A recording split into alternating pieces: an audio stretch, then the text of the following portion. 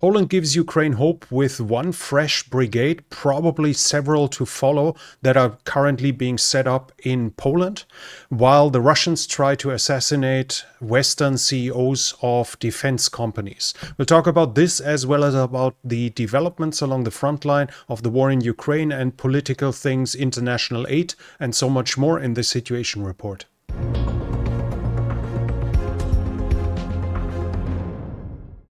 Russians continue to strike Ukraine from the air with drones and cruise missiles, but the biggest extraordinary thing there was a Shahed that came into Ukraine roughly along this angle and then turned due to probably a malfunction and flew over 300 kilometers north into Belarus before it crashed on the ground. The Ukrainians strike back with drones too, but the only serious damage that I found was another oil depot in Rostov that was hit by a Ukrainian drone, where video evidence shows that serious fires have started. On the northern front line, the Ukrainians say that they have retaken the town of Sotnitsky Kozachok, which is up here. We talked about it in the past, that the Russians had probably occupied it, that they had taken it. I forgot to set it here, that they had taken the town,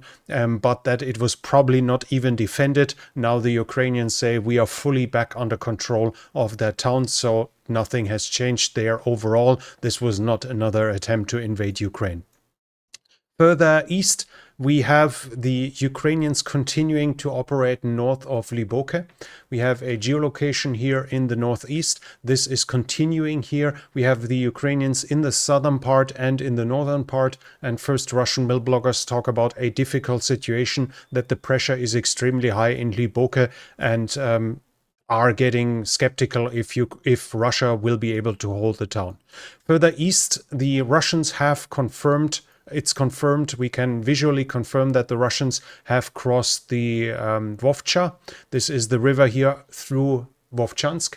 We have geolocation here in the southern part. This is the river, and we have the Russians now here. This is the plant where the Russians were supposedly, and as you can still see here, where they were supposedly cut off. But as we can see now, this seems, at least at this moment, this encirclement here, envelopment, is pretty much over, or has to be over, if the Russians are already operating down here.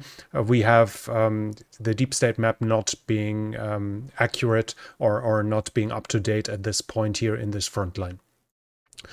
Further east in the eastern front in Kharkiv and Luhansk, we have some developments as well. The Russians have taken the southern part of Makivka, which is here. We have visual evidence of them reaching here fully until the river Sherebets.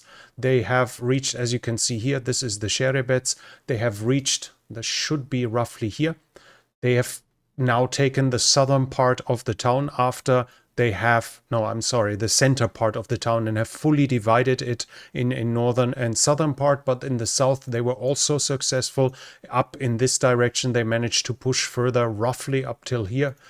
We have a geolocation here as well. You see, this is Makivka, and they have now reached this point, so they're pushing along this tree line here and have taken the center of the town. That's all north of the Seversky Donetsk. South of the Seversky Donetsk, the Russians had a significant success at Rostolivka. We talked about it in past situation reports, that the Russians were seen here, here, and somewhere here, no, up here in this area. We now have confirmation that the Russians captured more or less the whole area here, and probably Rostolivka at that point as well. I do not see the Ukrainians still operating inside of the town, even though I might be wrong. So the Russians capture several square kilometers. It should be 2 or 3 square kilometers in this area, simply by capturing the area east and northeast of Rostolivka, a fresh success for them here.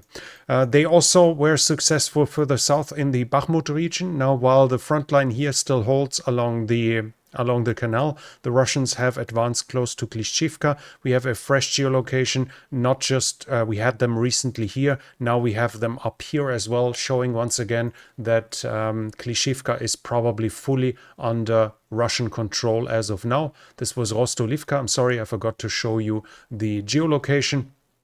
We have it here northeast of it. Let's quickly go back. Excuse me. That's the problem if it's not here. We have them up here. So in Klishchivka, they managed to gain the trees here. They managed to enter the tree lines here. We have it here. At this point, you see it's to the western part of the town itself, or should be roughly here in this area. So the Klishivka, I don't see how this could not be under Russian control, even though the Ukrainians or parts of the Ukrainians insist of Klishivka being a gray area. Everything I see is the Russians operating west and southeast of it. So in my book, Klishivka is under Russian control as of now. Further south, the Russians managed to advance further here in the area. Sorry, this is the area of Pivnichne in the Toresk area. The Russians recently managed to break through here with a dug tunnel, and now they gained additional ground here in their advance towards the north. But we also have a geolocation of them entering the town of Salisne and actually advancing fairly deep into it. We have Salisne here, and let me quickly check. We see this is the area here. That should be this. So the Russians are now up to here at this point already, having advanced further west as well. So the pressure is not just being kept up to enter Pivnichne or to extend their control. They have seriously entered it here. They are also now seriously in Salisne here and are advancing towards the west as well. Further south in Avdivka, they are advancing at New York. I have no fresh visual evidence that they have advanced further north, but they extend their control to the sites, both in the eastern part of the houses to the south here, where the Russians have recently advanced, as well as the tree lines here. They have entered those, basically making sure that they can't be cut off by the Ukrainians while they are advancing into New York. They managed to solidify their positions here.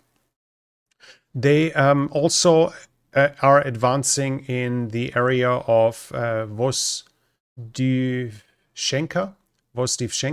Here they have gained additional ground in the flanks. So far they had only advanced up that tree line here. Now they've taken additional positions on the sides, again to secure their flanks and allow them to advance further.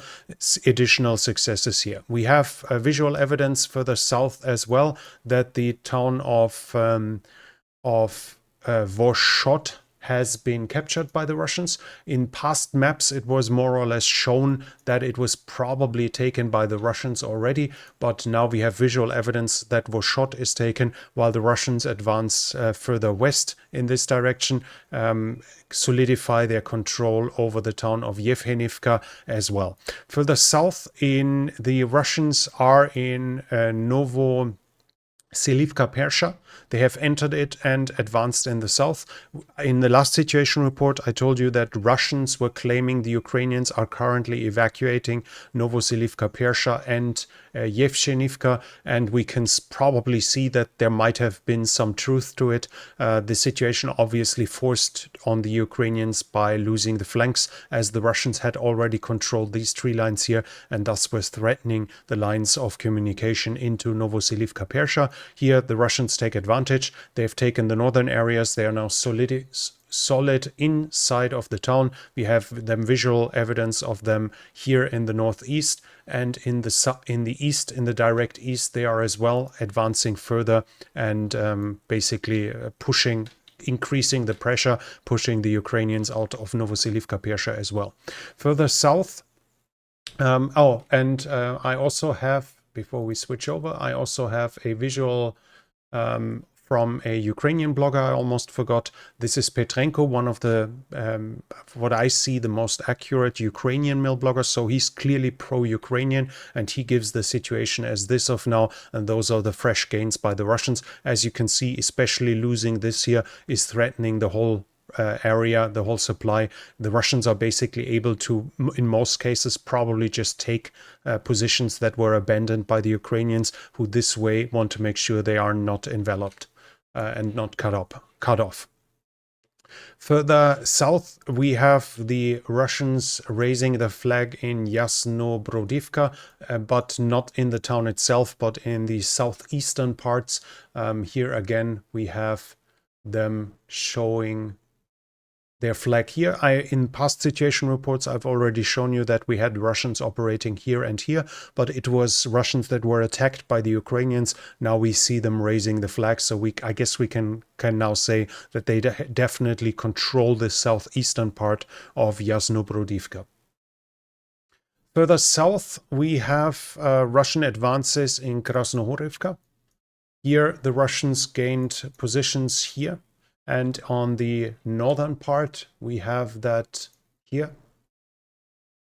You see, recently they've lost the positions here in the park. The Russians were here, now they have advanced further north here. And this is the other one. So this was just down here, but in the north, the Russians are more or less already bypassing it.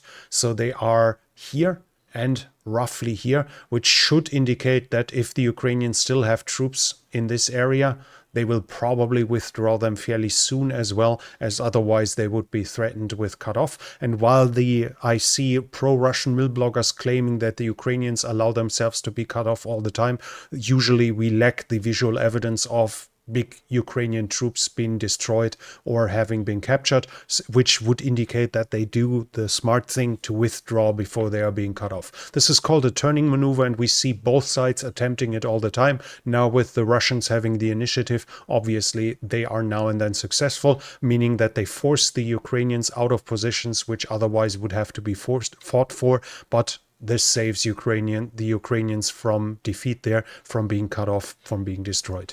Further south, I have no change in territory that I can confirm in all that area, but we have a significant change south of Velika Novosilka, where Zaporizhzhia and Donetsk meet, and here the Russians have now captured Urushaine. The visual evidence I have is a flag being raised, and it's right in the north, so while theoretically we could argue, well, maybe there is still some Ukrainians in here, the realistic point is that it's lost by now. I don't see the Ukrainians still having a chance, still having a position in this. So the front line is probably more like this here as of now. The Russians have managed to advance further north in this direction, and this makes them lose another town in the south of Velika Novosilka, one of the main thrusts of their counteroffensive. After Staromayorsk has fallen roughly 2 weeks ago, now Urushaine is lost as well. The southern part of Urushaine was highly endangered, obviously, by losing the flank on the left. The communication inside of the town was endangered, with the Russians controlling everything west of the river here. The northern part, though, was not in a pressure from the flank, but apparently the Russians still managed to advance here and push the Ukrainians out. That was it in territorial changes. I do not see anything in the area of Orikhiv or on the Dnipro, but we have a lot of additional information. Now the Russians report that Russian mill bloggers and civilians and Ukrainians obviously report that there was a strike in Mariupol. The Ukrainians struck the airfield in Mariupol. The likely target was an S-300 battery that was previously spotted on satellite pictures, but while there is smoke in videos visible, we do not see if the damage was done and what is damaged exactly, so we just know the airfield was attacked. Also, the Ukrainian deputy defense minister said the Russians have lost 5,000 men, so 5,000 casualties for the eastern part of Chasiv Yar alone, so the canal district. This is a Ukrainian claim. This does not mean that it's true, that it's within, that it's accurate. We always should take claims by either side with a big grain of salt.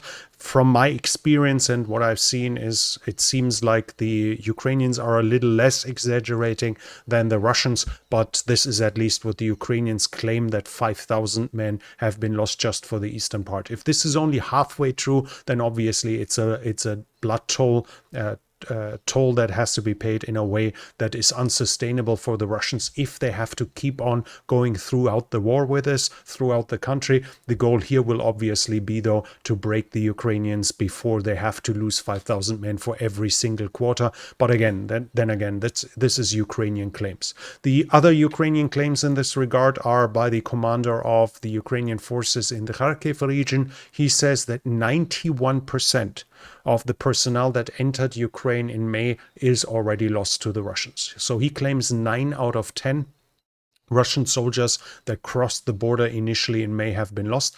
Again, no way of proving this. Now we hear reports about serious losses from the Russian side as well. We see video evidence. Nothing there should surprise us, but seeing corpses, having some report doesn't necessarily mean 90% is lost. So here again, we have to take it with some grain of salt. Obviously, neither report claims something about the Ukrainian losses, which must have been substantial as well, as especially in the north, the Ukrainians keep counterattacking, and in Chasiv Yar, they keep getting pounded by glide bombs. So both battles are very likely very bloody and are causing high casualties from both sides. In the north, it's not over though. We have Budanov, the GUR head, so the head of the military intelligence. He says the Ukraine will be attacked again from the north, so he expects another invasion in the north without saying exactly where. In the past, he said that either in Kharkiv, probably to the west here, or in Sumy, another invasion is coming. So far it hasn't materialized, but we know the Russians concentrated troops there. They don't concentrate enough troops to do anything significant, like taking Sumy, for instance, or advancing towards Kharkiv from the west. But at the same time, obviously, they can start another attritional battle. They can fix more Ukrainian troops.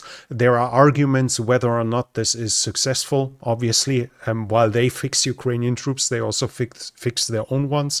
While they cause Ukrainian losses, they also suffer losses themselves. So the balance would be the decisive part, which we from outside can't really say. But at least Budanov believes that there will be another invasion in the north.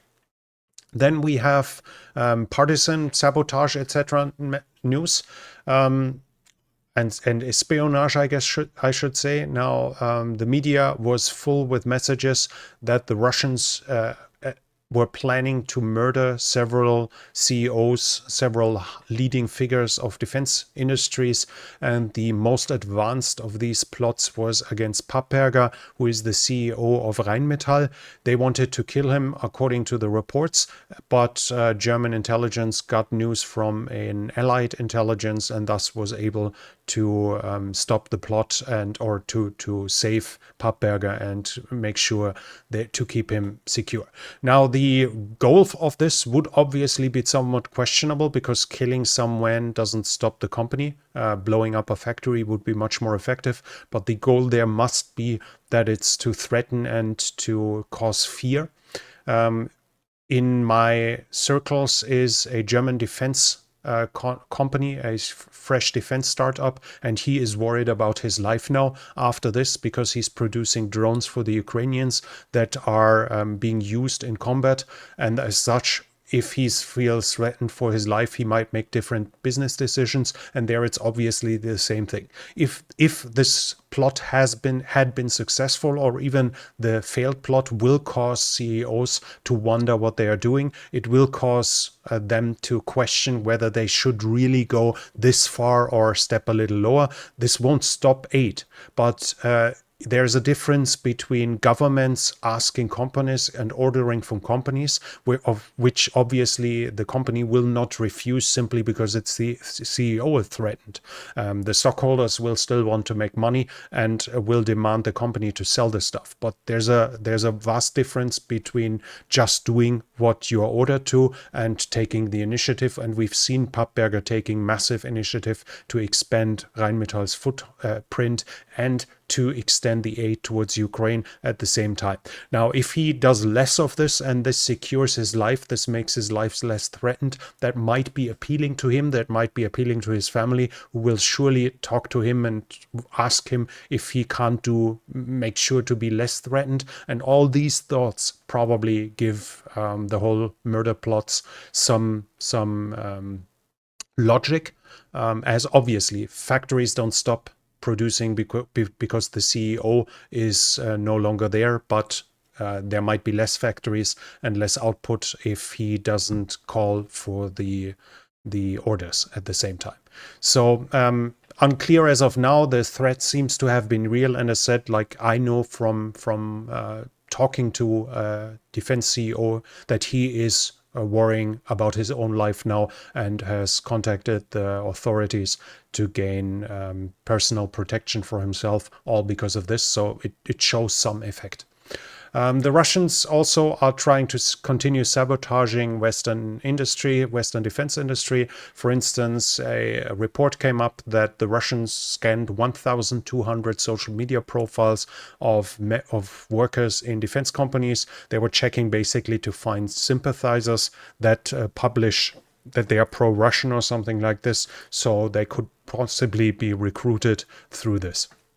In troop generation, the Russians are also working on increasing their personnel, and we could basically say that they have introduced affiliate payments, because Tatarstan is doing that.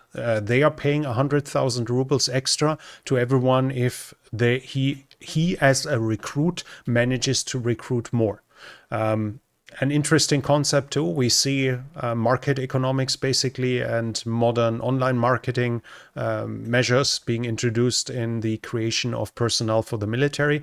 Now, while this is smart, I guess, while this might help them, at the same time it also shows that it's no longer the case that the Russians are having too many volunteers to choose from. We talked about it in the past. The pool of readily available volunteers for the Russian war is definitely shrinking. The Russians already have to increase the one-time payment. Now they're introducing schemes like this. Even Russia's manpower is not endless if they don't go to a next round of mobilization. The volunteers are definitely getting harder to find at the current moment. NATO has also said publicly that China is a big enabler for Russia's war. Not much of a surprise there, but they said Russia is receiving 70% of its machine tools and 90% of its microelectronics from China. And recently in downed KH-101s or in crashed KH-101 cruise missiles, the Ukrainians found that Western components still are being used, even in freshly produced ones, some of them from the United States as well. And the most likely source of this is sales from China, that companies in China buy the stuff from the US and then sell it on towards the Russians. So the Russians are getting serious help from the Ukrainians. In troop generation for Ukraine, there is bad news first. We have UK media saying no, the UK did not allow the usage of Storm Shadows in Russia. I talked about it in the last situation report, and I said that might once again be a misunderstanding, and unfortunately it seems I have been right. Now, while Zelensky himself initially said that and thanked that, apparently he misunderstood, because the media says that 3 nations need to sign off on the usage of Storm Shadow. That's the UK and France as co-producers, but the third nation is a big question. And at the same time, Zelensky said that there are reports that the United States basically told Zelensky they don't want any Western long-range weapon to be used on Russian territory, no matter who is delivering them. As the biggest donor of military hardware, US would definitely have the potential to force Ukraine to not use weaponry, even if they get the legal permission, as they could always threaten to cut off their aid. So it might be the US stopping even weapons from other nations to be used inside of Russia for Ukraine's defense at the same time. But to some degree, at least, that's speculation. But we talked about it in the past year, the role Jake Sullivan plays in all of this. According to the Kiev Independent, there are now over 10,000 women on the front line fighting in the front line itself. This has gone up from 5,000 in the first year of the war. So the Ukrainian women take a bigger part in the defense of their country as well. Now, obviously, 10,000 is no comparison to the number of males that are fighting, but it's still already at the size of 2 brigades, more or less. Roughly, depending on the size, could even be 3 brigades. So it's not like it's pointless. It's not helping. And there is other help coming. We have news from Poland that, according to Poland, I told it in the last situation report that Poland wants to create a legion of diaspora Ukrainians that live abroad and are willing to fight for Ukraine. They will be trained and equipped in Poland. And I said that's a very good idea. And the report here says basically this, that Ukrainians, a lot of compatriots, really want to serve and rotate our compatriots, but they say we don't want to be sent into battle without being properly trained and equipped. That's what I told in the past. The lack of Western aid is directly having an effect on the recruitment numbers, on the willingness to fight, as well as we should all be able to relate to the fact that going to war is difficult enough, but believing that you go to war without a chance, without training, without equipment, against vast superiority is a whole different thing than if you're self-confident because your training was solid, because you have the best equipment available and you think you're on the strong side in the whole conflict. And this is obviously they're having an effect. And as Poland says, we are going to train them and we are going to equip them. We can expect them not to just be trained for 6 weeks as Ukrainians are currently being trained, but for significantly longer and obviously with better equipment as well. And according to the reports, this is already showing an effect that a lot of volunteers are showing up that are willing to fight. So basically saying, oh, we will be trained well, we will be well equipped. Well, then I'm willing to do that. So again, a sign how important Western aid is, even for the recruitment, not just for fighting, but for the recruitment inside of Ukraine as well. In the political sphere, we have the annunciation that Ukraine wants a second peace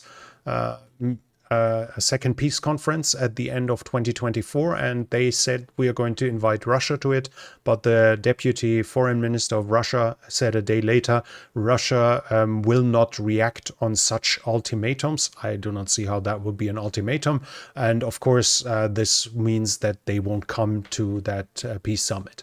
This was more or less to be expected, because Russia would have to be willing to compromise in a peace summit like this, and it would otherwise demonstrate to the public and to all the other nations that are present that what its real aims are, and that it's uncompromising, that it wants to subdue Ukraine fully, and this probably doesn't make much sense for the Russians, so they don't want to come. International support, we have the reports that the F-16s are in the process of being handed over to Ukraine.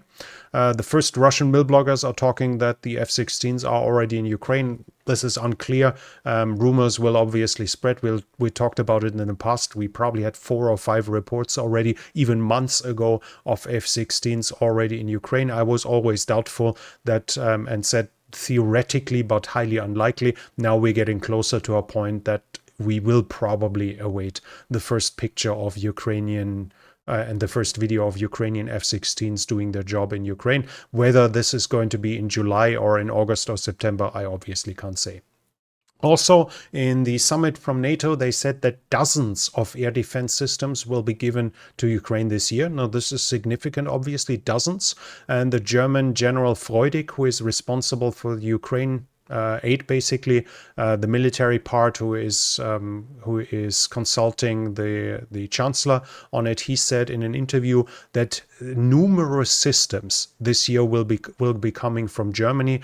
He mentioned Iris-T, the medium range and the short range version. So significant amount of air defense from Germany alone, and additional Gepard SPAs will also come.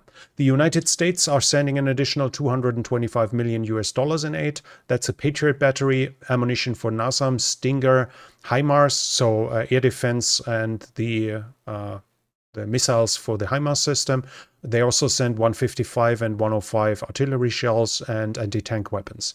And the Czech president said that in July and August, 50,000 rounds of ammunition come. I'm not sure if it means per month. The context would say yes, but it's possible that it just means over both months. But he definitely said that September until the end of the year, it'll be 80 to 100,000 per month. And we are talking about the Czech initiative that was meant to buy ammunition worldwide to supply to Ukraine.